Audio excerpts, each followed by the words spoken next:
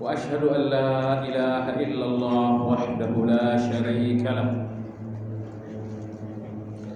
وأشهد أن محمدا عبده ورسوله لا نبي بعده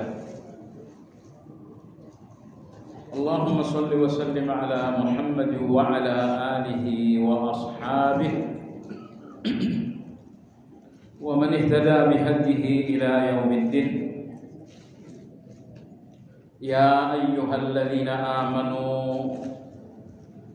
اتقوا الله حق تقاته ولا تموتن إلا وأنتم مسلمون.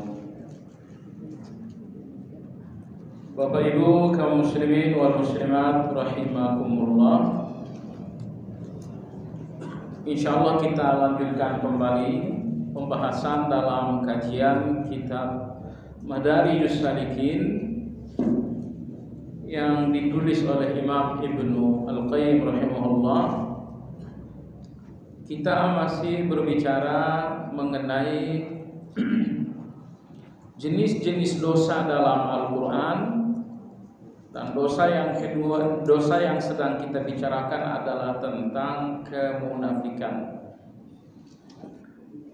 Pembicaraan Al-Quran tentang kaum munafik ini sangat panjang lebar sekali. Bahkan nyaris tidak ada surat dalam Al-Quran melainkan ada pembicaraan tentang orang munafik.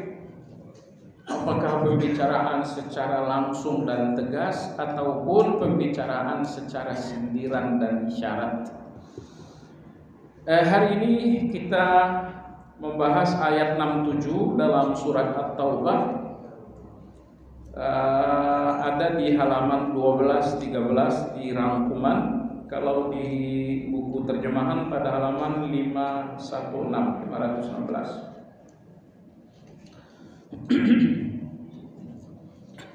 Kata Imam Ibnu Qayyim rahimahullah, orang-orang munafik melarang kebaikan setelah meninggalkannya,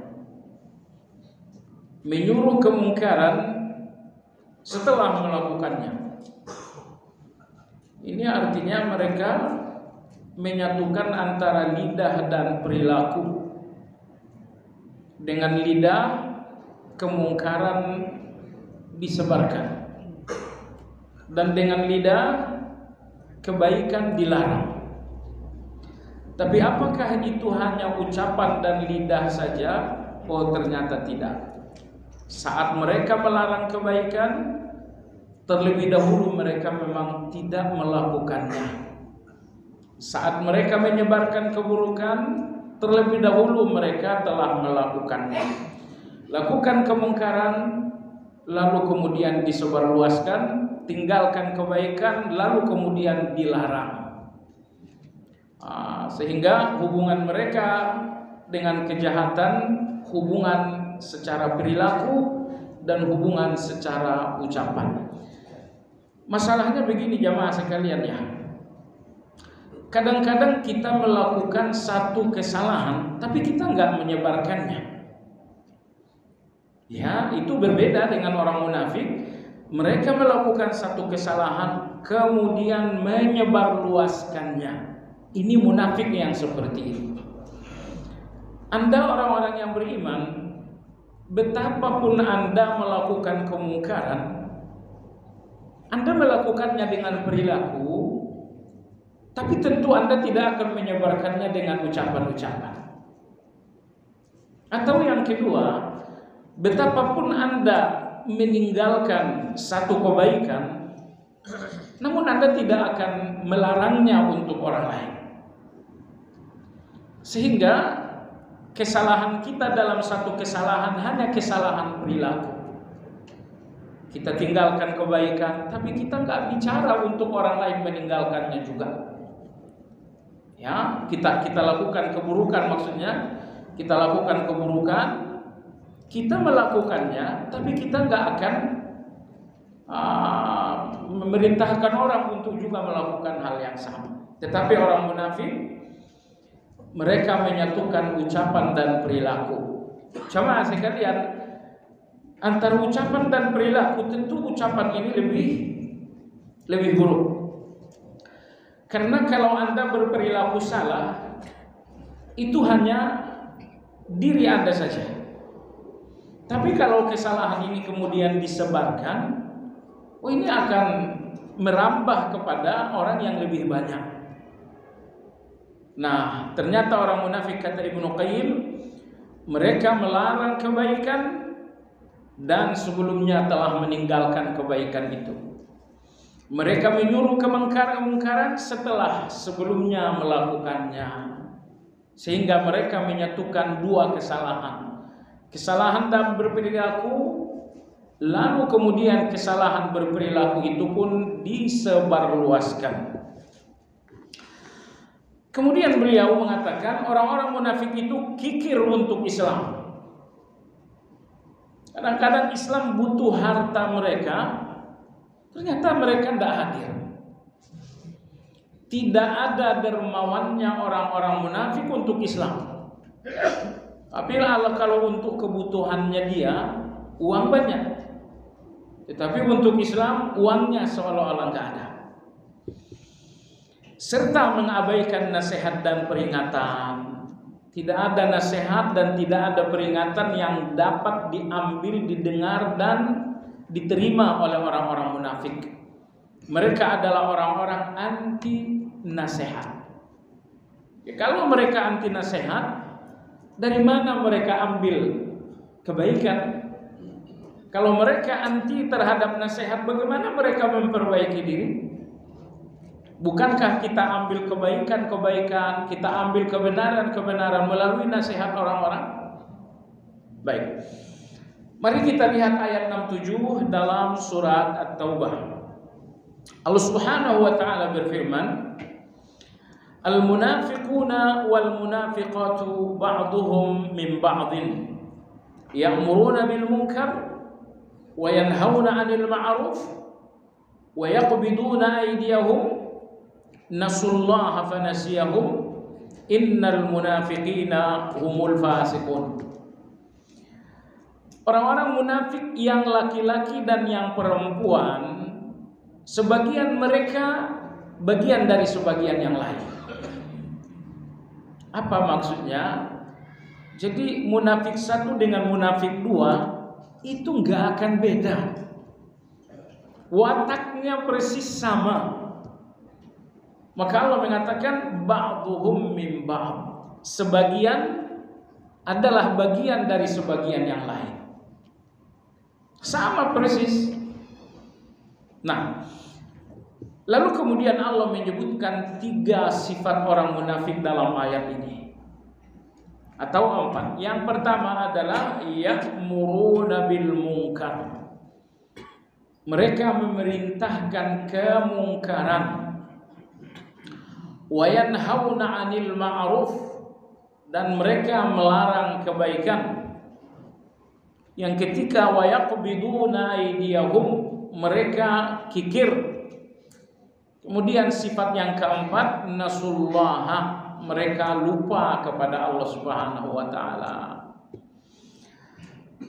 Jemaah sekalian, kalau Anda mengkaji akidah, misalnya akidah wasithiyah dan lain-lain, oleh ulama-ulama kita disebutkan salah satu prinsip dalam berahli sunnah adalah menegakkan amar ma'ruf dan nahi munkar.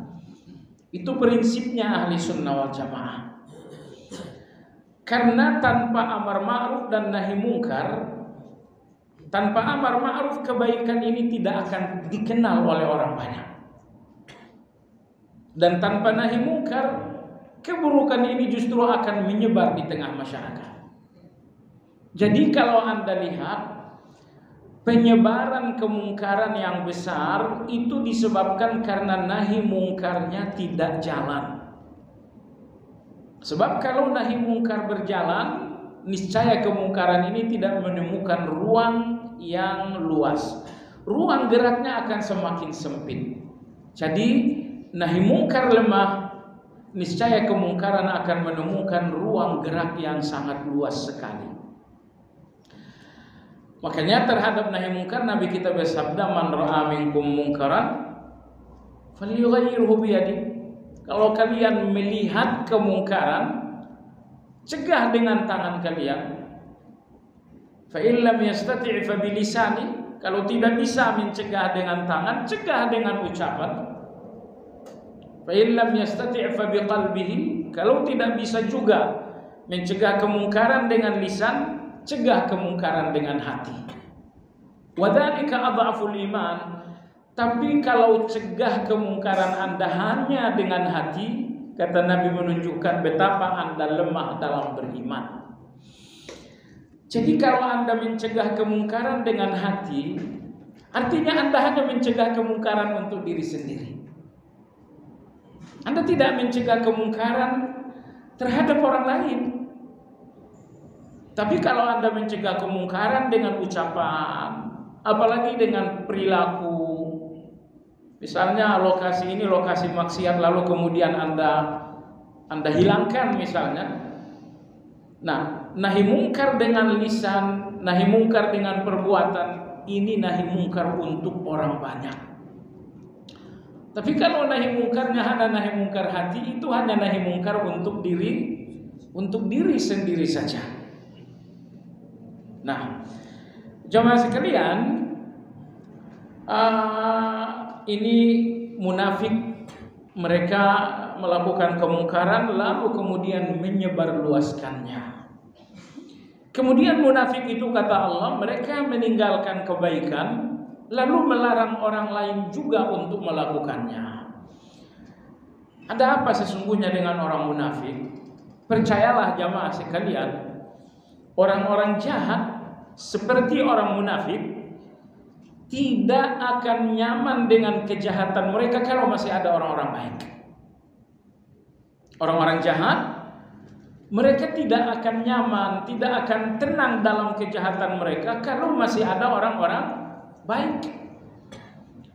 Maka agar mereka lebih bebas dalam kejahatan, lebih nyaman dalam kejahatan, orang baik ini harus disingkirkan, dilemahkan. Caranya bagaimana? Mereka membentuk komunitas. Kemungkaran disebarkan supaya banyak yang ikut. Kebaikan dilarang supaya banyak yang ikut dengan mereka. Sehingga keburukan mereka disebarkan dengan lisan. Kalau di zaman Nabi kita dengan lisan, kalau sekarang dengan tulisan, kemudian dengan media sosial. Mereka sebarkan keburukan dengan media sosial sehingga mereka punya komunitas. Kalau mereka sudah punya komunitas, mereka akan memiliki kekuatan, dan disitulah mereka akan nyaman dan bebas dengan kejahatan mereka. Orang-orang yang melakukan syirik pasti tidak akan nyaman di tengah orang-orang yang bertauhid. Mereka terancam, mereka tidak bebas. Apa yang mereka lakukan? Bagaimana memprovokasi orang melakukan syirik. Nanti kalau banyak orang yang melakukan syirik, kita akan nyaman dengan syirik ini, gak terganggu lagi dengan orang-orang yang bertauhid. Jadi ini kaedah mereka jamaah sekalian. Saya ulangi, orang-orang munafik tidak temukan ketenangan, kenyamanan dan kebebasan dalam kejahatan mereka kalau masih banyak orang-orang baik. Makanya mereka menyebarluaskan kejahatan dengan ucapan, dengan media sosial mereka, agar mereka semakin banyak. Mereka semakin banyak, tentu orang baik akan semakin lemah, dan disitulah mereka temukan kemudahan, kebebasan dalam melakukan kemungkaran. Berikutnya, amar ma'ruf nahi mungkar ini persoalan yang sangat penting. Maka dalam hadis Nabi kita sallallahu alaihi wasallam bersabda, di antara sebab doa seseorang enggak didengar oleh Allah karena mengabaikan amar ma'ruf nahi mungkar. Nabi sallallahu alaihi wasallam bersabda, la ta'murunna bil ma'ruf wa la tanhaunna 'anil munkar aw yad'u ahadukum fala yustajabu lahu. Kata Nabi sallam, pilihan kalian dua, amar ma'ruf nahi mungkar. Kalau tidak, doa kalian tidak akan dikabulkan oleh Allah Azza wa Jalla. Jadi kalau misalnya Anda ngerasa doa saya tidak dikabulkan oleh Allah, lihat hubungan Anda dengan nahi mungkar. Kalau Anda termasuk orang yang memberi kebebasan terhadap kemungkaran, Anda tidak pernah peduli untuk hilangnya kemungkaran walau dengan kata-kata saja, ya berarti doa-doa Anda pun akan dikabaikan oleh Allah. Baik. Dan betapa hadis Nabi kita tentang amar ma'ruf nahi mungkar itu sangat bagus sekali. Nabi kita mengatakan kalau kalian melihat kemungkaran, jadi bukan mendengar, tapi melihat secara langsung kemungkaran. Maka kata Nabi, cegahlah dengan perilaku tangan kalian, cegahlah dengan ucapan kalian. Nah, adapun kemungkaran yang hanya terdengar, kemungkaran yang hanya katanya, Anda nggak punya kewajiban nahi mungkar dalam hal itu. Baiklah, sifat munafik berikutnya adalah wa yaqbiduna aydiyahum. Orang-orang munafik adalah orang-orang yang sangat kikir untuk Islam. Anas bin Malik radhiyallahu anhu saat beliau melukiskan Nabi kita sallallahu alaihi wasallam dalam cerita, beliau mengatakan Rasulullah itu paling dalam 3 hal. Beliau paling dalam 3 hal. Kana Nabi sallallahu alaihi wasallam ahsanan nas wa asja'an nas wa ajwadan nas. Beliau mengatakan Nabi sallallahu alaihi wasallam itu paling baik. Nomor 2 paling berani. Nomor 3 paling dermawan. Paling baik, paling berani, paling dermawan. Atas ucapan Anas bin Malik ini, Ibnu Hajar rahimahullah berkomentar, kata beliau, berapapun jumlah akhlak yang mulia dalam Islam, semuanya kembali kepada 3 hal ini. Sepertiga akhlak ada di dalam kebaikan. Sepertiga akhlak ada di dalam keberanian. Sepertiga akhlak ada di dalam kedermawanan. Baik, sepertiga akhlak yang pertama adalah kebaikan. Rasulullah orang yang paling baik. Paling baik dalam berbicara, paling baik dalam berperilaku, paling baik dalam berjual beli, paling baik dalam hutang piutang, paling baik terhadap orang-orang yang rendah. Nabi selalu yang terbaik dalam segala hal. Nah, paling yang kedua Nabi kita adalah orang yang paling berani. Beliau adalah orang yang paling berani. Anda tahu tidak definisi berani dalam Islam? Definisi berani dalam Islam beda dengan definisi berani dalam bahasa sosial kita.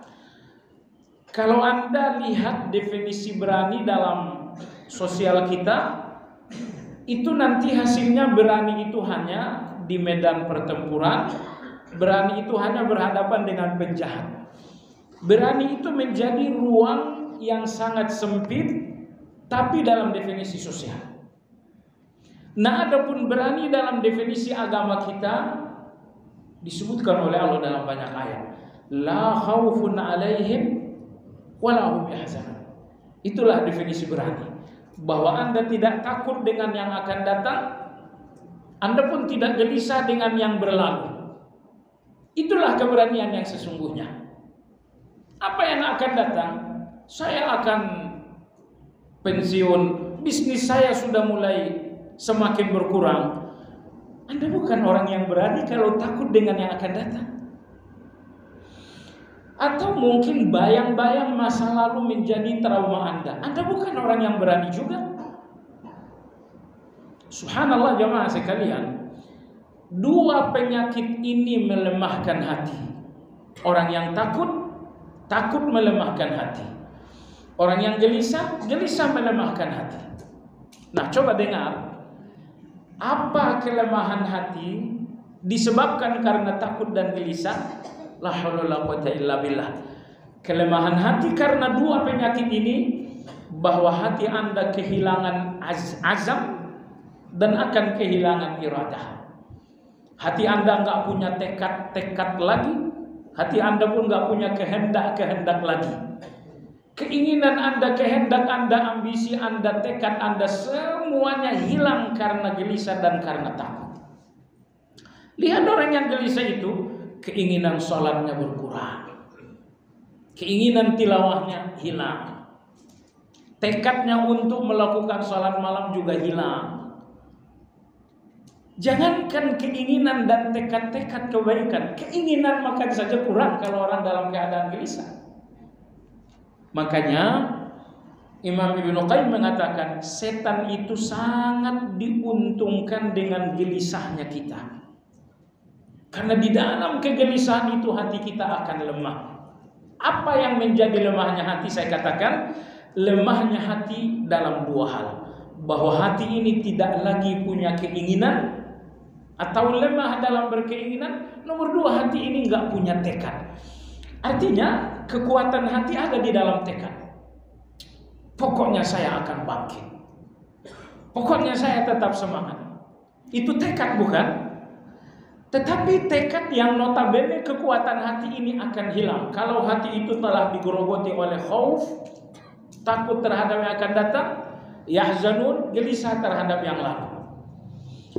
Subhanallahil azim. Anda lihat dalam surat Al-Imran misalnya, yang membuat para sahabat berani berjihad, tidak takut dengan jihad, la khaufun alaihim wa la hum yahzanun. Mereka tidak takut dengan yang akan datang, bagaimana nasib anak-anak, bagaimana dengan istri yang jadi janda.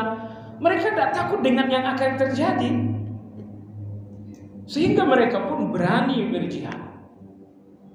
Nah, kalau para mujahidin mengambil keberanian mereka dalam berjihad dengan melepaskan khaufun dan yahzanun, ternyata orang-orang yang bersedekah berinfak pun mengambil keberanian infak mereka dari la khaufun alaihim wa la hum yahzanun. Anda lihat dalam surat Al-Baqarah Allah berfirman, alladzina yunfiquna amwalahum fi sabilillah thumma la yutbi'una ma anfaqu manna wala ala lahum ajruhum 'inda rabbihim wala khaufun 'alaihim wala hum yahzanun.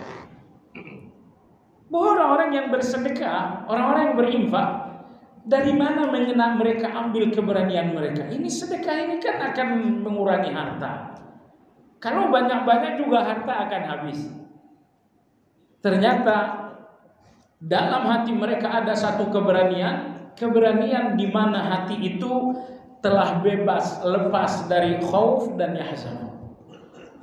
Kalau sedekah nanti kurang harta saya, tidak ada khauf mereka terhadap berkurangnya harta. Kalau harta terlalu banyak sedekah, bagaimana dengan aset, bagaimana dengan anak-anak ke depan? Tidak ada khauf mereka. Ternyata di dalam keberanian itu terdapat sepertiga kemuliaan. Anda untuk mengaku salah, Anda salah, saya salah. Tapi untuk mengaku salah, Anda butuh keberanian.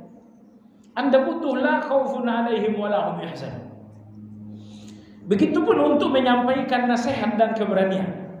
Masya Allah, bayangkan ya, kalau Pak Presiden misalnya datang dan minum dengan tangan kiri, berani gak nego? Kalau Anda termasuk la khaufun alaihim wa la hum yahzanun, Anda akan salamin beliau, Anda cium beliau sambil ngatain, Pak, berkah minumannya kalau pakai tangan kanan, Pak. Ya, tentu kalau Anda tegur secara terbuka, itu bukan nahi mungkar, itu bukan nasihat, itu namanya mempermalukan. Tidak boleh mempermalukan orang walaupun untuk satu kebaikan. Baik. Jadi mohon poin yang kedua ini Anda perhatikan baik-baik. Banyak sekali kemuliaan Anda terhalangi karena khauf dan yahzan. Karena Anda takut dan karena Anda gelisah. Sebaliknya, akan banyak sekali kebenaran, kemuliaan dan kebaikan keluar dari Anda disebabkan karena syaja'ah, disebabkan karena keberanian. Baiklah, ini palingnya Nabi kita nomor 2, paling berani. Paling berani. Lalu palingnya Nabi nomor 3, ini hubungannya dengan kajian kita, ajwadan nas. Nabi kita adalah orang yang paling dermawan. Beliau orang yang paling dermawan. Jemaah sekalian, dermawan itu artinya memberi. Itulah dermawan. Apapun yang Anda berikan, itu kedermawanan.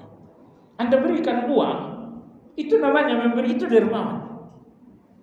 Di jalan yang sempit, sengaja Anda minggir untuk memberi kemudahan kepada orang lain, itu pun kedermawanan. Anda tahu satu ilmu, lalu Anda berikan untuk orang lain tanpa harus dibayar, itu pun kedermawanan. Anda yang sedang tidur, nyaman Anda beristirahat, ternyata tetangga butuh bantuan, Anda korbankanlah istirahat untuk memberi bantuan. Itu pun dinamakan dermawan. Nanti dalam kajian Madarijus Salikin kita akan bertemu dengan bab kedermawanan.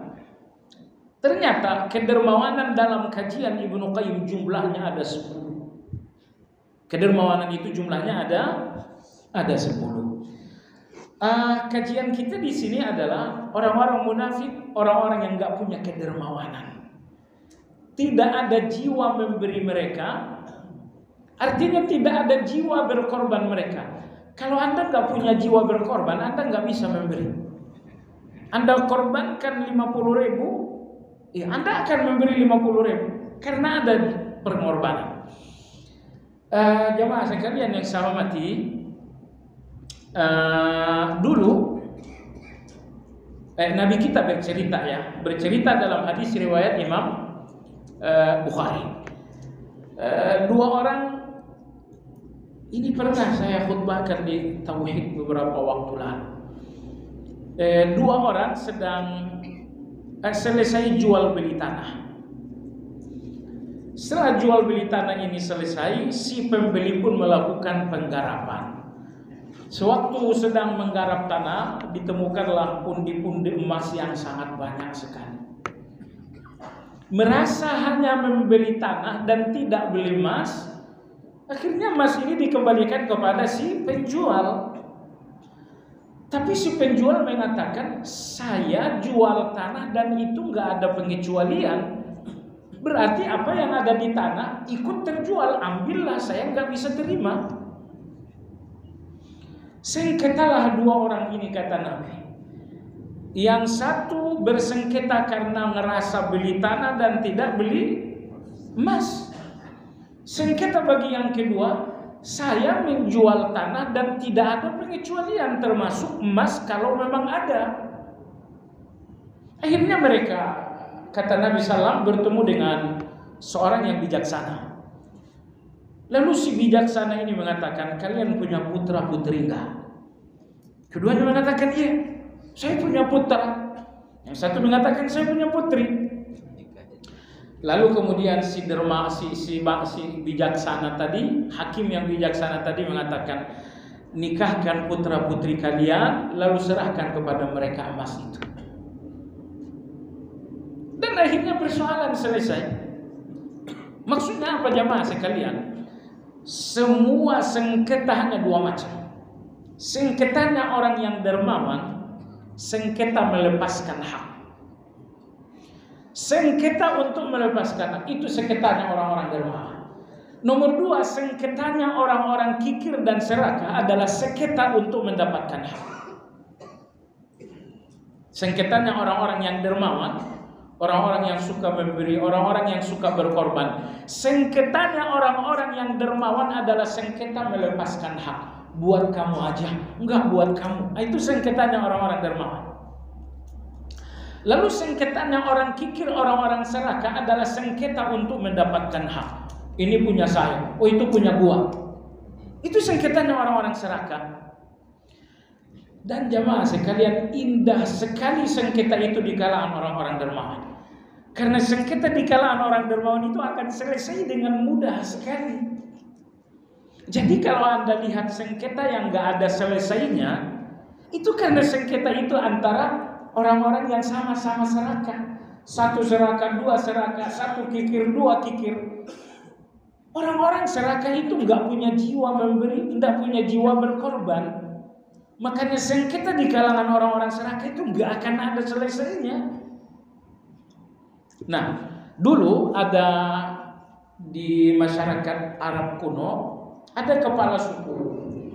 Beliaulah yang selalu menyelesaikan konflik-konflik di tengah suku. Si kepala suku akhirnya sepuh dan dia gelisah. Siapa yang akan melanjutkan tugas saya menyelesaikan konflik dalam suku ini? Dia hanya punya seorang anak. Maka dia memanggil anaknya. Beliau mengatakan, nanti kalau ayah sudah wafat, siapa yang menyelesaikan konflik orang-orang ini? Anaknya mengatakan, saya saja. Ayahnya mengatakan, kalau begitu pertanyaannya 3. Kalau jawabanmu benar, kaulah yang untuk meneruskan tugas ayah. Pertanyaan pertama, kalau bersengketa di hadapanmu seorang yang kikir dan seorang yang dermawan, apa solusinya? Beliau mengatakan, saya minta orang yang dermawan berkorban. Dan bagi orang dermawan itu gampang. Begitu si dermawan berkorban, selesai konflik. Kata ayahnya, jawabanmu benar. Pertanyaan yang kedua, kalau seorang kikir, seorang yang kikir, seorang kikir, 2 orang kikir bersengketa, apa solusinya? Kata dia, saya akan libatkan pihak ketiga untuk berkorban untuk keduanya. Anda ingat cerita kita yang kemarin? Abu Dahdah itu 2 orang bersengketa dan gak selesai. Muncullah pihak ketiga, Abu Dahdah berkorban. Setelah muncul pihak ketiga berkorban untuk mereka berdua selesai sengketa. Maka anak ini pun mengatakan, kalau 2 orang kikir bersengketa, saya akan libatkan pihak ketiga untuk berkorban bagi mereka berdua. Sehingga begitu si kikir 1 dapatin bagian, si kikir 2 dapatin bagian juga, sudah selesai konflik. Baik. Pertanyaan yang ketiga kata ayahnya, kalau 2 orang yang dermawan bersengketa, gimana solusinya? Anaknya mengatakan, orang-orang dermawan itu nggak punya sengketa. Jadi nggak perlu saya carikan solusi. Orang-orang dermawan itu nggak ada sengketanya. Kalaupun ada sengketa di kalangan orang dermawan, cuma sengketa melepas hak. Yang satu mengatakan buat kamu aja, yang satu bilang nggak buat kamu aja, kamu lebih pantas. Nah, Anda lihat ketika terjadi perang Yarmuk, 3 orang sahabat Nabi terluka parah. Ketiga-tiganya minta air minum. Ikrimah bin Abu Jahal radhiyallahu anhu, beliau melihat pamannya terluka, maka dia ambilkan air minum untuk sang paman. Baru saja sang paman akan minum, ternyata ada orang prajurit muslim nomor 2 luka juga, minta minum juga. Sang paman mengatakan, buat dia aja, mungkin dia lebih butuh. Akhirnya Ikrimah menyerahkan air ini kepada korban kedua. Baru saja korban kedua akan minum, ternyata ada korban ketiga minta minum lagi. Korban kedua mengatakan, mungkin dia lebih butuh, kasih dia aja. Ikrimah berlari menyerahkan air kepada korban ketiga. Sampai di korban ketiga ternyata udah wafat. Dia berlari ke korban kedua, ternyata udah wafat. Dan dia berlari ke korban ketiga, ternyata udah wafat. Jadi inilah orang-orang dermawan jamaah sekalian. Orang-orang yang melihat orang lain lebih baik daripada saya. Orang-orang dermawan itu selalu melihat orang lain itu lebih utama dari saya. Itu orang-orang dermawan. Jadi kalau Anda masih melihat saya lebih pantas, Anda bukan orang dermawan. Nah, di sini Anda lihat sifat orang munafik itu, wa yaqbiduna aydiyahum. Mereka adalah orang-orang yang kikir. Nah, kalau karakternya munafik adalah kikir, berarti munafik ini punya kehidupan yang penuh dengan konflik. Kakak dan adik nih, Kalau masing-masing dermawan gak akan ada konflik. Tapi kalau kakak dan adik ini kikir, itu sebentar-sebentar konflik, sebentar-sebentar konflik. Karena intinya kikir gak mau berkorban dan gak punya jiwa memberi. Nah, maka Allah katakan sifat munafik berikutnya dalam Al-Baqarah, dalam surat At-Taubah, wa yaqbiduna aydiyahum. Mereka adalah orang-orang yang sangat kikir. Tentu kikir mereka di sini kikir terhadap harta. Maka dalam ayat lain Allah berfirman, wala yunfiquna illa wa hum karihun. Tidak pernah orang munafik itu infak kecuali dengan terpaksa. Adapun infak sukarela, infak karena kedermawanan, itu nggak pernah dilakukan orang munafik, sama sekali tidak pernah. Baiklah jamaah sekalian yang saya hormati, nah ini evaluasi buat kita semuanya. Kedermawanan saya atau saya termasuk orang yang kikir? Apakah saya termasuk orang yang suka memberi, suka berkorban? Kalau iya, Anda orang dermawan dan itu artinya Anda bersih dari kemunafikan. Tentu dermawan dan berkorban dalam pengertian yang sangat luas. Kemudian sifat munafik berikutnya pada ayat 67, nasullaha fanasiyahum. Mereka lupa Allah, Allah pun lupa terhadap mereka. Mengenai mereka lupa Allah, ini ada dua penafsiran di kalangan ulama. Penafsiran pertama, penafsiran kedua berbeda tapi tidak kontradiktif. Karena dua penafsiran ini tidak berlawanan walau berbeda. Misalnya kanan Anda, kanan kiri Anda. Kanan kiri ini berlawanan kan? Itu berlawanan. Itu berbeda tapi enggak berlawanan. Kecuali kalau misalnya di sebelah kanan Anda ada tangan lagi sehingga Anda punya dua kanan. Oh, itu sih berbeda dan berlawanan. Tapi kalau kanan dan kiri, laki-laki dan perempuan, itu berbeda tapi enggak berlawanan. Perbedaan yang tidak kontradiktif itu perbedaan saling melengkapi. Perbedaan yang tidak kontradiktif itu adalah perbedaan tanawwu', itu adalah perbedaan saling melengkapi. Iftitah Anda, Allahumma barik. Iftitah saya, Allahu akbar kabira. Kita beda, tapi itu saling melengkapi. Kamu nggak tahu Allahumma baik? Iya, saya tahu dari kamu. Saya nggak tahu Allahu akbar kabira, tahunya dari kamu. Sehingga perbedaan yang nggak kontradiktif ini justru dibutuhkan karena saling melengkapi. Begitupun dengan tafsir mereka lupa terhadap Allah. Tafsir pertama inilah tafsir terbaik. Orang-orang munafik lupa Allah, maksudnya orang-orang munafik sedikit zikir kepada Allah Subhanahu wa taala. Lupa Allah artinya tidak berzikir atau sedikit berzikir. Nah, ini penafsiran terbaik karena di dalam surat An-Nisa Allah berfirman, "Wala yadhkurunallaha illa qalila." Orang-orang munafik tidaklah berzikir kecuali hanya sedikit. Zikir mereka sedikit. Subhanallah, bayangkan kalau enggak ada zikir sama sekali. Jadi zikir mereka sedikit, maka Allah mengkategorikan kalian ini orang yang lupa Allah. Kalian ini orang yang lupa Allah. Ini tafsir pertama. Lupa Allah maksudnya sedikit berzikir. Dan kita sudah sampaikan beberapa kali, kategori Anda terlepas dari sedikit berzikir bahwa Anda istiqamah zikir pagi dan zikir petang.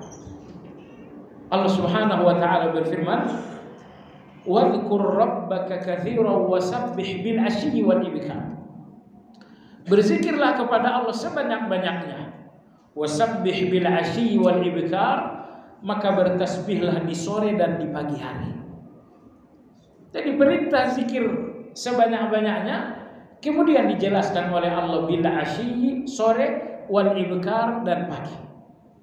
Jadi kalau zikir pagi petang Anda sudah istiqamah, Anda sudah lepas dari kemunafikan, tapi dalam soal bab sedikit berzikir.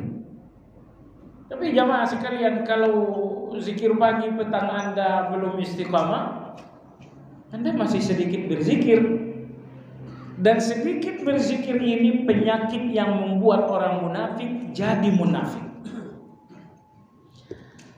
Jamaah sekalian, orang-orang beriman itu punya hubungan yang sangat dekat dengan Allah.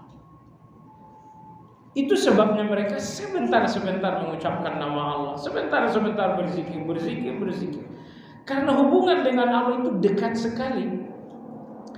Karena hubungan dengan Allah itu akrab sekali. Sehingga mereka punya zikir yang sangat banyak kepada Allah Subhanahu wa taala. Tapi orang-orang munafik ini enggak punya hubungan yang dekat dan akrab dengan Allah, sehingga mereka jarang-jarang menyebut Allah. Jarang-jarang mereka berzikir kepada Allah Subhanahu wa taala. Baik, jadi Allah mengatakan nasullah, mereka lupa kepada Allah. Tafsir yang kedua, lupa kepada Allah artinya mengabaikan Allah. Allah menyuruh salat, mereka abaikan salat. Allah suruh puasa, mereka abaikan puasa. Allah suruh zakat sedekah, mereka abaikan zakat dan sedekah. Mereka abaikan perintah-perintah Allah. Inilah tafsir kedua melupakan Allah Subhanahu wa taala. Apa dampak kalau seseorang telah melupakan Allah? Fanasiyahum. Al-jaza'u min jinsil amal. Balasan selalu sesuai dengan perbuatan. Kalian melupakan Allah dengan dua pengertian tadi, maka Allah pun melupakan kalian. Nasullah fanasiyahum ini dalam ayat At-Taubah. Dalam surat Al-Baqarah Allah sebutkan lawannya. Allah berfirman, fadhkuruni azkurkum. Kata Allah, ingat aku ingat kalian. Di sini orang munafik, Allah katakan mereka lupa Allah, lalu Allah pun lupa dengan mereka. Jadi kata ulama kita, ayat paling romantis antara Allah dengan manusia ketika Allah mengatakan fadhkuruni azkurkum. Allah mengatakan ingat aku akan ingat kalian. Bagaimana ingat Allah? Allah ingat kita antara lain dengan zikir. Man zakarani fi nafsihi zakartuhu fi nafsi. Siapa yang menyebutkan aku dalam dirinya, maka aku pun menyebut dirinya dalam diriku. Wa man zakarani fi mala zakartuhu fi mala'in khairin minhu. Kalian mengingat aku di tengah keramaian, aku pun akan ingat kalian di tengah keramaian yang lebih besar. Ta'arraf ila Allah fi ar-rakha ya'rifka fi syiddah. Ingatlah Allah di waktu keadaan mudahmu, Allah akan ingat kamu di dalam keadaan susahmu. Ingatlah Allah dengan istighfarmu, Allah akan mengingat Anda dengan ampunannya. Jadi tidak pernah Anda ingat Allah lalu Allah lupa Anda, tidak pernah. Fadhkuruni adzkurkum, ingat aku akan mengingat kalian. Nah, jemaah sekalian yang saya hormati, kenapa orang beriman banyak berzikir dan kenapa orang munafik lalai dari zikir? Jemaah sekalian, orang-orang beriman banyak berzikir, inilah rahasia orang-orang beriman sedikit dosa. Orang-orang beriman sedikit dosa karena mereka banyak berzikir. Itu logis sekali jemaah sekalian.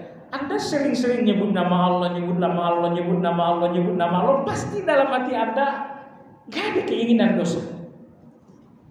Tapi orang-orang munafik jarang ingat Allah, makanya kecenderungan berdosa mereka sangat besar sekali.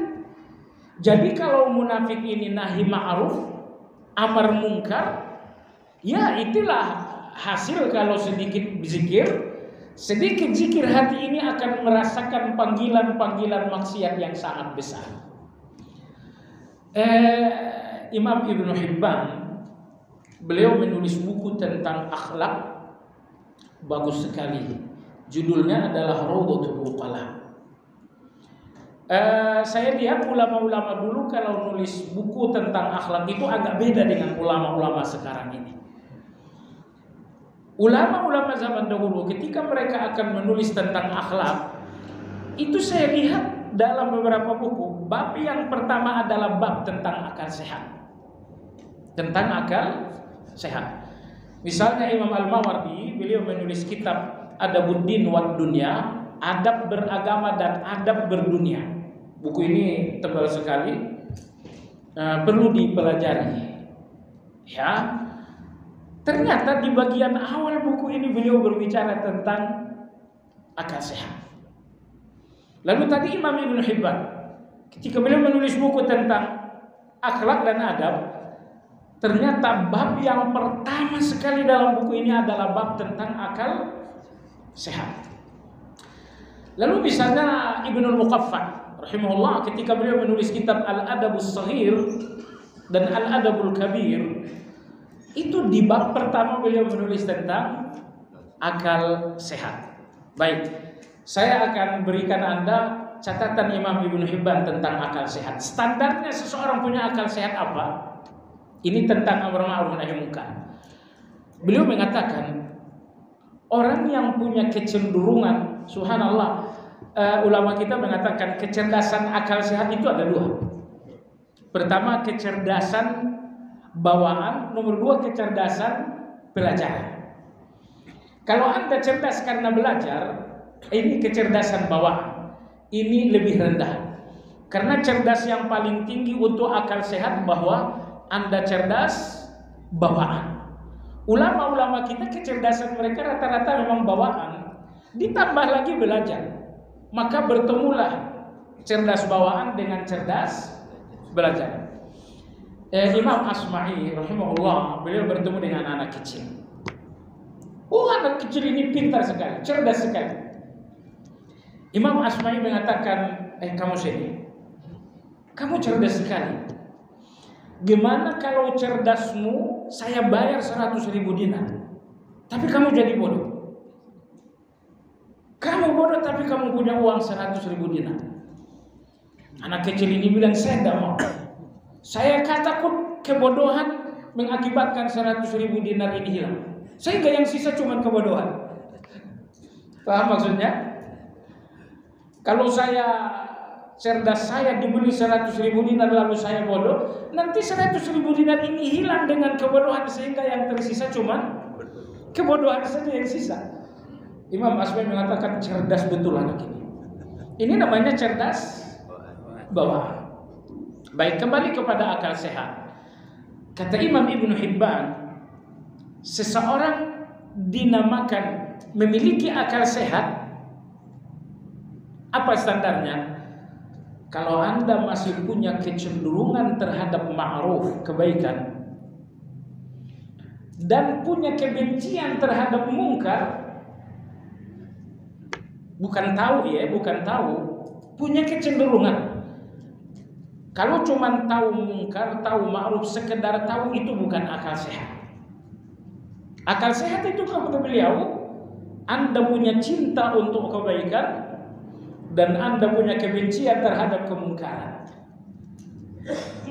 Kalau Anda memiliki dua hal ini, kata beliau, berarti Anda resmi dinamakan orang yang berakal sehat. Jelas ya? Kata Imam Ibn Hibban, seseorang dinamakan berakal sehat kalau ia punya cinta untuk kebaikan, punya kecenderungan kepada kebaikan, dan ia punya benci untuk keburukan. Artinya dia nggak suka dengan keburukan. Ini namanya orang berakal sehat. Jadi kalau dalam ayat 67 ini, orang-orang munafik itu justru melarang kebaikan. Mereka justru memerintahkan kejahatan, menunjukkan bahwa orang munafik ini nggak punya akal, mereka nggak punya akal sehat. Nah, Ibnu Hibban menstandarisasi akal sehat seperti itu bertolak dari hadis Nabi kita dalam riwayat Sa'ad bin Sa'ad radhiyallahu anhu. Nabi SAW bersabda, "Innallaha yuhibbu ma'aliyal umur wa yakrahu safasifaha." Allah itu cinta dengan kemuliaan dan Allah itu benci dengan kerendahan dan kehinaan. Allah cinta dengan kebaikan dan kemuliaan, dan Allah itu benci dengan kehinaan dan kerendahan. Lalu hadis inilah yang menjadi dalil Imam Ibn Hibban. Beliau mengatakan, maka akal sehat, kata beliau, adalah akal yang cinta dengan segala kebaikan dan benci dengan segala keburukan. Ingat, kalau cuma tahu gak ada manfaat. Anda tidak dinamakan punya akal sehat hanya karena tahu baik dan karena tahu buruk. Akal sehat itu bukan karena Anda tahu baik dan buruk, tapi karena Anda cinta dengan kebaikan, Anda benci dengan keburukan. Itulah akal sehat. Nah, jadi wajar kalau ulama-ulama kita mengawali kajian akhlak dalam buku-buku mereka dengan pembahasan tentang akal sehat. Akal kamu cinta baik, benci buruk, kamu akal sehat. Dan itu modal utama untuk menjadi orang yang berakhlak. Modal utama untuk menjadi orang yang berakhlak, Anda punya akal sehat. Cinta baik, benci buruk, ya sudah. Itu modal terbesar Anda untuk memiliki akhlak yang mulia. Jadi kalau munafik ini menyuruh mungkar, melarang baik, betapa kosongnya mereka dari akhlak yang mulia itu. Baiklah jamaah sekalian yang saya hormati. Jadi sifat munafik yang ketiga atau yang keempat pada ayat 67, mereka lupa Allah dan Allah lupa kepada mereka. Jamaah sekalian, saya kira waktu syuruk sudah masuk. Terkait dengan yang ketiga ini, saya berikan ada satu nasihat orang bijak. Orang bijak ini mengatakan 3 nasihat untuk kalian. Yang pertama, tidak mungkin seseorang makin menjauh dari Allah melainkan ia akan tersiksa dengan manusia. Ini 100%. Setiap kali Anda menjauh dari Allah, menjauh dari salat, berjauh dari zakat, termasuk menjauhi Allah, tidak berzikir kepada Allah, Anda akan semakin tersiksa dengan manusia. Anda berbisnis dan bertemu dengan penipu. Anda berpolitik, ketemu dengan para pecundang. Anda bertetangga, ketemu dengan orang-orang jahat. Anda bernikah, ketemu dengan pasangan yang nyakitin tiap hari. Ini konsekuensi jamaah sekalian. Karena Allah berfirman, kalian ingat aku ingat kalian. Kalian lupa aku pun akan lupakan kalian. Maka ulama kita mengatakan, semakin Anda menjauh dari Allah, semakin Anda akan tersiksa dengan banyak manusia. Ini nasihat beliau yang pertama. Lalu nasihat beliau nomor 2. Nomor 2 ini pun 100%. Segala yang berawal dari kebencian Allah akan berakhir dengan malapetaka. Apapun yang awalnya adalah kebencian Allah, ujungnya adalah malapetaka. Pernikahan awalnya apa? Awalnya zina. Dan tidak ada taubat, pasti tidak lama akan berantem. Subhanallah, kadang-kadang suami istri ini Masya Allah berakhirnya dengan pembunuhan. Suami bunuh istri atau istri bunuh suami. Kita bertanya-tanya, kenapa terjadi akhir yang buruk? Ternyata kata ulama kita, segala sesuatu yang berawal dengan kebencian Allah akan berujung berakhir dengan malapetaka yang sangat besar. Ya, kecuali kalau misalnya Anda mengawali sesuatu dengan kebencian Allah lalu kemudian Anda taubat, itu pengecualian. Tapi bahwa Anda telah awali sesuatu dengan kebencian Allah lalu Anda tidak taubat, tunggulah akhir yang sangat menyakitkan sekali. Lalu nasihat yang ketiga, kata ulama tadi, beliau mengatakan, ketahuilah kehinaanmu selalu datang dari pintu maksiat. Kehinaan seseorang selalu datang dari pintu maksiat. Jadi apa maksiat Anda? Anda seorang yang suka dusta? Baik. Kalau maksiat Anda adalah dusta, berarti inilah pintu kehinaan Anda. Esok lusa orang mengatakan pendusta, orang mengatakan tukang ibu, orang mengatakan ini munafik. Anda tidak terhina kecuali melalui satu pintu yang bernama pintu maksiat. Maka kalau Anda nggak mau kehormatan Anda hilang, Anda tidak mau harga diri Anda hancur, lindungi diri Anda dengan menjauhi maksiat. Karena kata beliau tadi, kehinaan semuanya hanya datang dari pintu maksiat. Baik, jadi itulah tadi nasihat beliau yang pertama. Semakin Anda menjauhi Allah, semakin Anda akan tersiksa dengan manusia. Lalu nasihat beliau yang kedua, apapun yang awalnya kebencian Allah akan berujung dengan malapetaka yang sangat sakit. Nomor 3, kehinaan selalu datang dari pintu-pintu dosa. Nah, baiklah jemaah sekalian, sekira sampai di sini kajian kita hari ini. Insya Allah akan datang adalah sifat munafik berikutnya pada surat An-Nisa ayat 61. Demikian, semoga bermanfaat. Kita persilakan bagi yang ingin bertanya.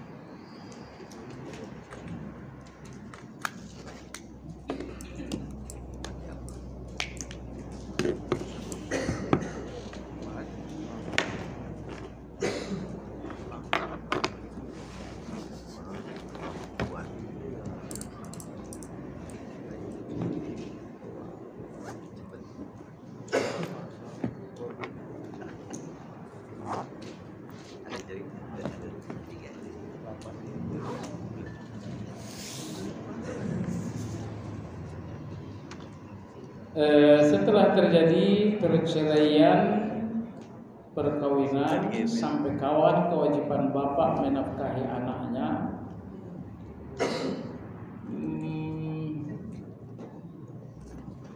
Setelah terjadi perceraian dalam rumah tangga,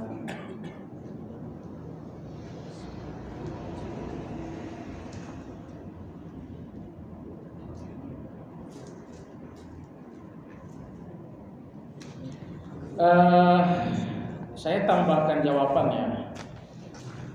Jemaah sekalian yang saya hormati, kalau Anda lihat dalam surat An-Nur, Allah Subhanahu wa taala berfirman tentang pernikahan. Iyakunu fuqara yughnillahu kullam min sa'ati. Wa kana Allahu wasi'an alima.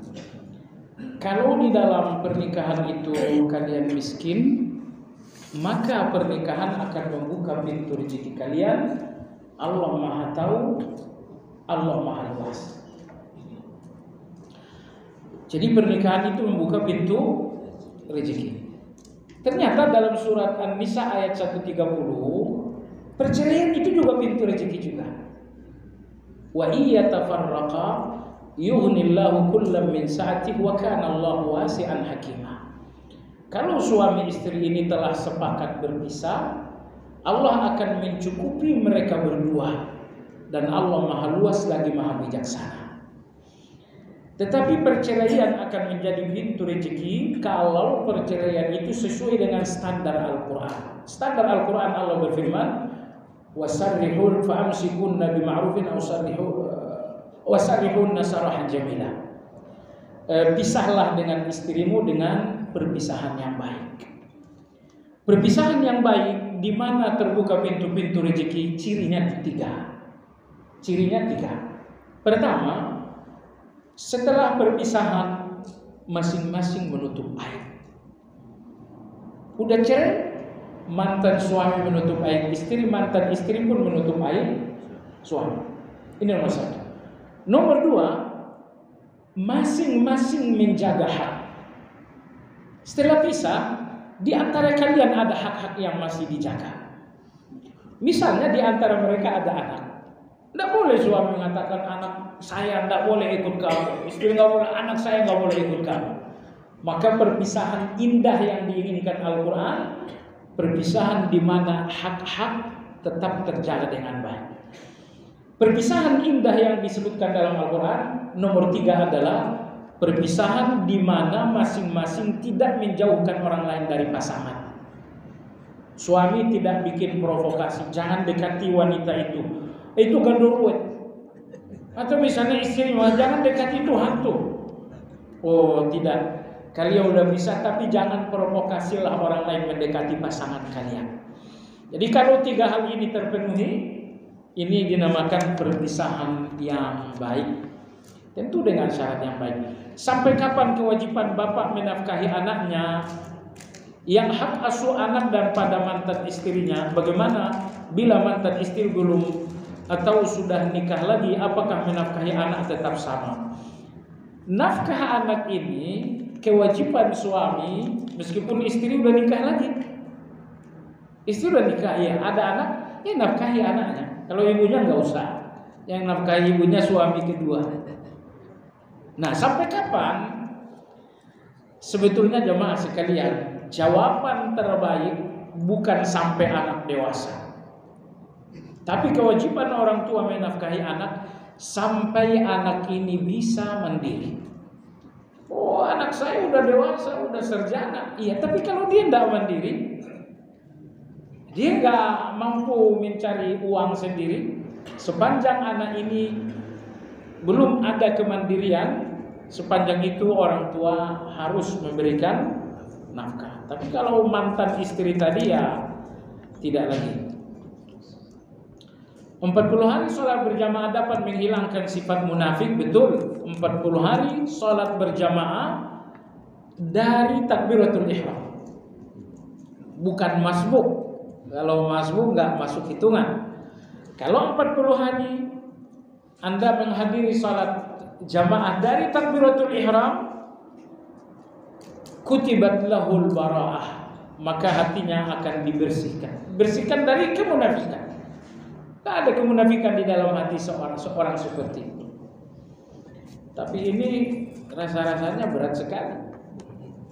Itu bisa kalau kita nggak terlalu sibuk. Saya kemarin mendengarkan penjelasan seorang ahliyah. Ini masalah syirik khafi.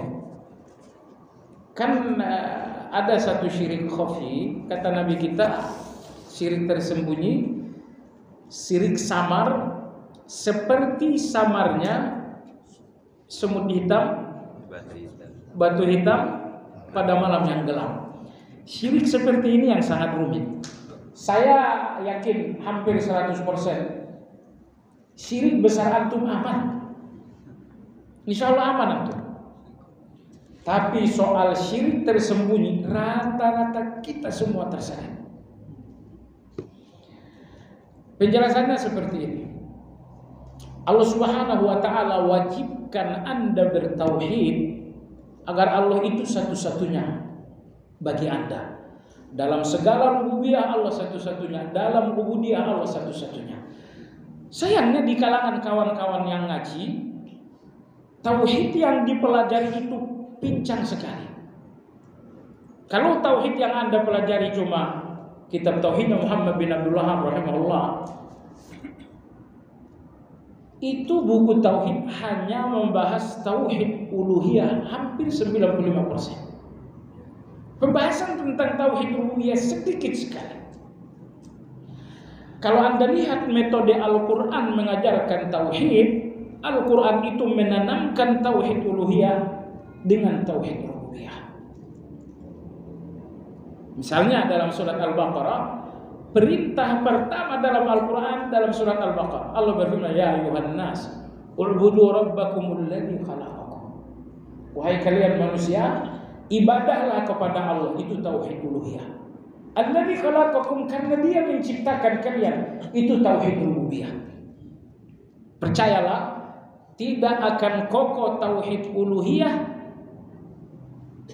bagi seseorang yang tauhid rububiyahnya rapuh. Enggak mungkin. Enggak mungkin. Nah, jadi diajarkan tauhid agar Allah itu satu-satunya untuk kita dalam rububiyah juga dalam uluhiyah.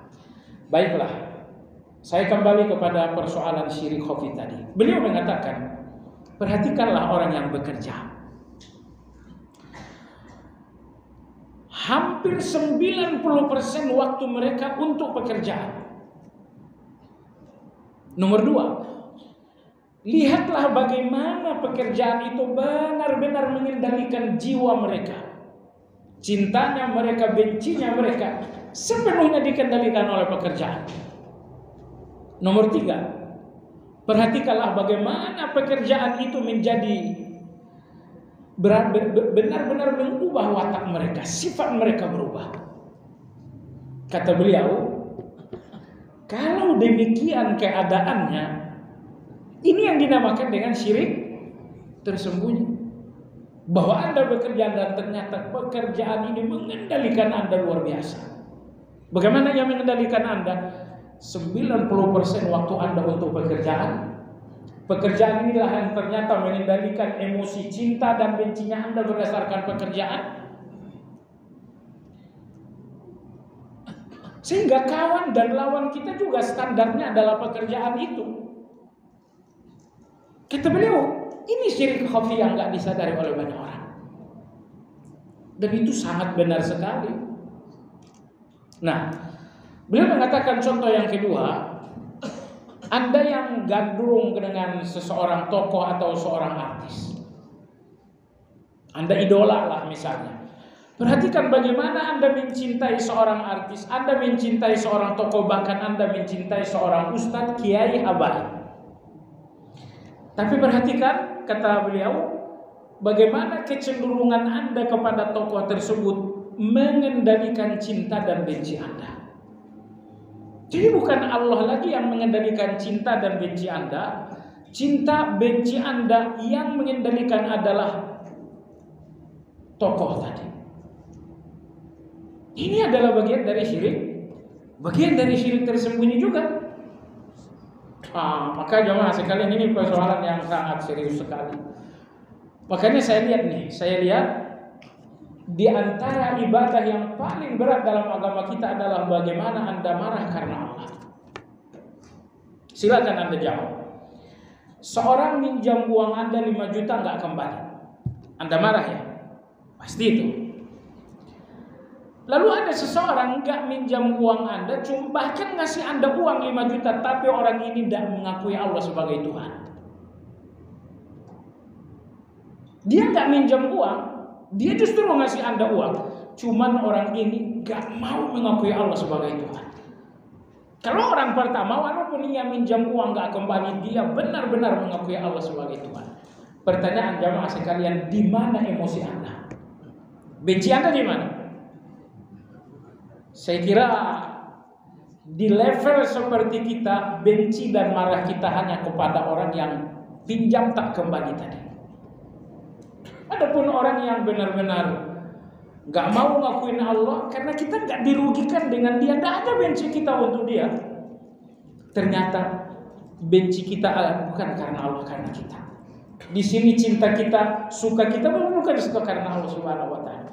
Maka benci dan cinta karena Allah itu berat. Bagaimana mengamalkan zikir yang terus-menerus dalam kegiatan 24 jam? Pertama, dahulukan zikir-zikir khusus ya. Zikir-zikir khusus, zikir yang berkenaan dengan keadaan tertentu. Makan, keluar rumah, masuk kamar mandi, masuk masjid. Ini nomor 1. Jaga zikir-zikir khusus. Lalu di celah-celah zikir khusus itu barulah Anda terus-menerus melakukan zikir umum. Zikir umum artinya zikir yang tidak terhubung dengan waktu atau kondisi tertentu. Misalnya sambil Anda nanti jogging, jalan pagi, subhanallah bihamdihi, subhanallah bihamdihi. Gitu aplikasinya. Kadang-kadang kita merasa gagal, sial, tidak berhasil, tidak beruntung, dan merasa takdirnya buruk. Padahal apa yang dialami itu sebenarnya ujian dari Allah. Mohon nasihat kiat-kiat menghadapi takdir buruk agar bisa bangkit dari keterpurukan. Orang-orang serakah, mohon maaf ya, orang-orang serakah, orang-orang kikir memang sangat susah itu. Karena orang serakah, orang-orang kikir, ambisi mereka dunia, sehingga gagal mereka itu menyakitkan sekali. Tapi kalau ada orang yang tidak punya sifat kikir, nggak punya sifat enggak ambisius, walaupun dia gagal enggak terlalu sakit.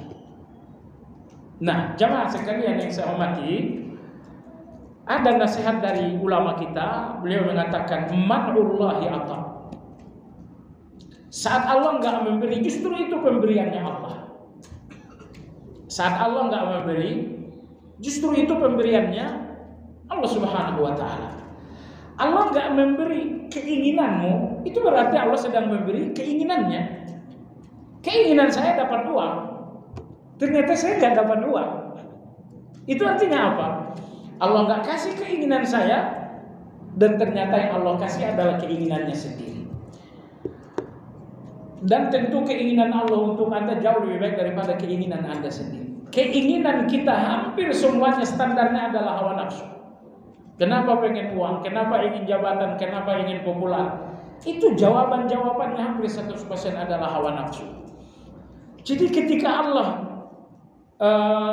menggagalkan keinginan Anda, hakikatnya Allah sedang mengurangi hawa nafsu Anda. Karena di balik keinginan itu alasan utamanya adalah hawa nafsu. Kenapa butuh uang 1 miliar? Saya mau ganti mobil.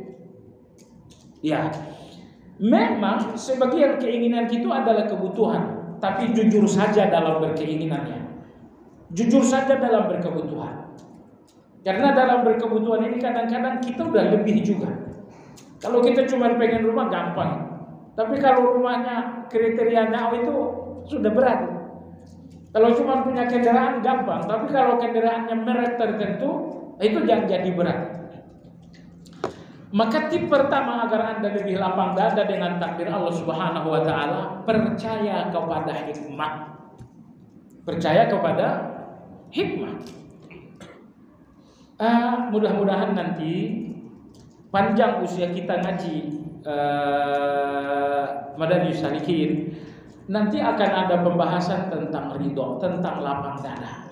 Ternyata Ibnu Qayyim rahimahullah mengatakan ada 40 alasan kita lapang dada dengan takdir Allah Subhanahu wa taala. Alasan nomor 1, karena kita mencintai Allah melebihi segalanya. Ya, kalau saya cinta uang melebihi Allah, maka ketika Allah nggak ngasih uang, saya sakit itu. Karena saya lebih cinta uang daripada Allah. Tapi kalau saya lebih cinta Allah daripada uang, Allah nggak ngasih uang, yang nggak ngasih siapa? Allah. Kalau Allah, saya nggak akan benci dengan keadaan saya, karena saya tahu ini datang dari yang paling aku cintai, yaitu Allah Azza wa Jalla. Nomor 2 adalah percayalah dengan hikmahnya Allah. Tidak selamanya Allah memberi dalam bentuk rahmat, bahkan Allah lebih sering memberi dalam bentuk hikmah. Kalau Allah kasih keinginan Anda, Allah memberi Anda dalam bentuk rahmat. Tapi kalau Allah tak kasih keinginan Anda, itu berarti Allah memberi juga. Tapi Allah sedang memberikan hikmah. Tetapi jamaah sekalian, ingatkan diri Anda, karena diri Anda perlu dinasihati, dan nasihat paling manfaat untuk Anda adalah nasihat Anda sendiri. Nasihat saya nggak terlalu manfaat buat Anda. Nasihat Anda pun nggak terlalu manfaat untuk saya. Nasihat paling berpengaruh kepada saya bahwa saya bisa menasihati diri sendiri. Nasihati diri Anda dalam keadaan baik. Al-khiyaratu makhtarahullah. Selesai. Kebaikan hanya dalam pilihan Allah, bukan dalam pilihan saya. Pilihan saya banyak uang, tapi kalau pilihan Allah uang saya apa adanya, pilihan Allah itulah yang terbaik. Pilihan Allah itu yang terbaik. Al-khiyaratu makhtarahullah. Kebaikan hanya dalam pilihan Allah Subhanahu wa taala. Coba pahami itu baik-baik, insyaallah hati akan lebih lapang. Suami bekerja, istri tidak bekerja, hanya urus rumah tangga. Dari hasil kerja suami, selain untuk biaya kebutuhan rumah tangga, biaya pendidikan anak-anak, bisa juga punya simpanan berupa harta dengan beli rumah dan kendaraan dan lain-lain. Istri meninggal, suami masih hidup, menjadi duda. Mereka hanya punya anak laki-laki saja. Pertanyaan, rumahnya dikontrakkan, lalu anak-anak minta bagian dari hasil kontrakan itu karena mereka menganggap sebagai warisan. Warisan siapa? Kan bapaknya masih hidup. Harta itu semuanya milik bapaknya kan. total harta itu milik bapak bukan ibu. Jadi tidak ada harta yang bisa distatuskan sebagai waris. Jadi anak tidak ada tuntutan dulu ya. Kecuali kalau ibu punya waris, ya baru anak kalian mintalah. Ayah dapat 1/4, 3/4 lagi bagi-bagi kalian anak-anak. Bila suami itu menikah lagi, apakah boleh istrinya dibawa tinggal di rumahnya? Kan itu rumahnya si suami. Nah, ini pelajaran hari ini ngejawab pertanyaan ini. Apa itu? Kalau semua kalangan bersifat dermawan, ini nggak jadi soal. Kalau semua pihak memiliki sifat berkorban, istri suami bawa istri pertama, istri kedua, istri nggak jadi soal. Karena semua pihak memiliki sifat dermawan dan sifat berkorban. Tapi kalau tidak ada sifat dermawan itu, jangankan istri pertama, istri kedua, separuhnya istri kedua juga masalah itu. Di rumahnya apa boleh anak-anak melarang si bapak? Enggak boleh. Masya Allah, dosa besar. Subhanallah, di antara bentuk birrul walidain. Kalau ibu udah wafat, Anda sendiri yang carikan ibu sambung. Saya punya kawan, orang tuh dulu rajin ngaji di sini. Cuma karena pekerjaan dia di luar negeri. Ibunya wafat. Setelah mungkin berlalu sekian bulan, dia bicara dengan bapaknya. Bapak ya sendirian di rumahnya. Saya kasihan, bapak cari aja. Kalau bapak tak nyari, saya nyari. Tuh, itu birrul walidain. Kalau mau birrul walidainnya lebih tinggi, cari nomor 2 buat bapak. Itu lebih birrul walidain. Bapak udah punya 1 bahagia kan? Bahagia. Oh, saya cari bapak bahagia yang kedua. Itu birrul walidain kelas kakap itu. Bila harta itu ingin dijual, apakah harus dapat izin dari anak-anak? Enggak, sama sekali enggak. Harta itu murni milik si suami. Tidak waris, tidak dibagi, tidak perlu izin kalau bapak akan menjual. Jadi kalau Anda tuntut, ada tuntut, ingat. Tuntut, menuntut ini dari orang-orang yang enggak punya dermawan. Orang dermawan itu enggak punya tuntutan apa-apa. Baik, kita sudahi dengan zikir kafaratul majelis. Subhanakallahumma bihamdika asyhadu an la ilaha illa anta astaghfiruka wa atubu ilaik. Alhamdulillahirabbil alamin. Assalamualaikum warahmatullahi wabarakatuh.